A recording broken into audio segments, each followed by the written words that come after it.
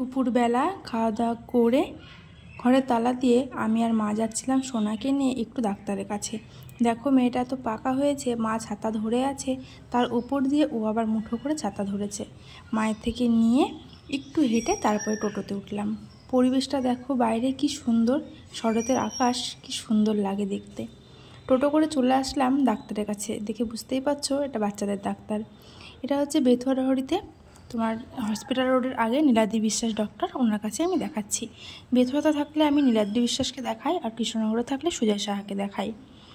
মেয়ের হালকা একটু ঠান্ডা লেগেছে, সেই কারণে ওকে নিয়ে গেছিলাম, কারণ দুদিন পরে বাড়ি চলে যাব, আর বাড়িতে গিয়ে আমি কোনো রকম ঠান্ডা লাগার রিস্ক নেব না, সেই কারণে আগে থেকে ডাক্তার দেখিয়ে নিলাম। বাড়ি আসার পথে ঢুকেছিলাম একটু দোকানে, কুর্তির দোকান, 3 পিস নেব বলে। এখান থেকে দুটো একটা 3 পিস দেখে একটা নিয়েছি, বাড়িতে গিয়ে তোমাদের সাথে শেয়ার করব। টোটো করে বাড়ি চলে আসলাম। এই দেখো এইটা নিয়েছি, এটা তো এখন ভীষণ ভাইরাল কালার, তো এটা নিয়েছি, আর তার সাথে আরও একটা নিয়েছি।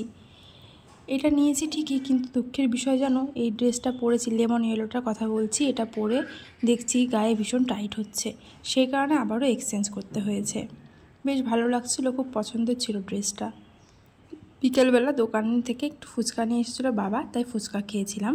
ফুচকা খেয়ে বাবার সাথে গেছিলাম সেই দোকানে আবার জামাটা এক্সচেঞ্জ করবার জন্য। পছন্দের জিনিস আমার গায়ে হলো না, কিছু করার নেই, হয়তো আমার কপালে ওটা নেই। যাই হোক, এক্সচেঞ্জ করতে গিয়ে আরও একটা ড্রেস নিয়েছি, সেটা অন্য কোনো ভিডিওতে দেখাবো। আর আসার পথে একটু ছোলা আর মটর মাখা নিয়ে এসেছিলাম বাড়িতে এসে মুড়ি দিয়ে খাওয়ার জন্য। সন্ধ্যাবেলা দেখছি বোন এসেছে, সোনাকে যে লাল রঙের ড্রেসটা দিয়েছিল তার সাথে ম্যাচিং করে চুড়ি, ক্লিপ, হেয়ার ব্যান্ড অনেক কিছু দিয়ে গেছে। ছোট্ট মেয়েদের কত সাজগোজের জিনিস, তাই না? মেয়েদের ছোট থেকেই যেন সারা জীবন সাজগোজটার সাথে লেগেই থাকে। যাই হোক, ছোট্টদের কিউট কিউট জিনিস দেখতে ভীষণ ভালো লাগে। আজকে ব্লগটা ভালো লাগলে প্লিজ চ্যানেলটা সাবস্ক্রাইব করো।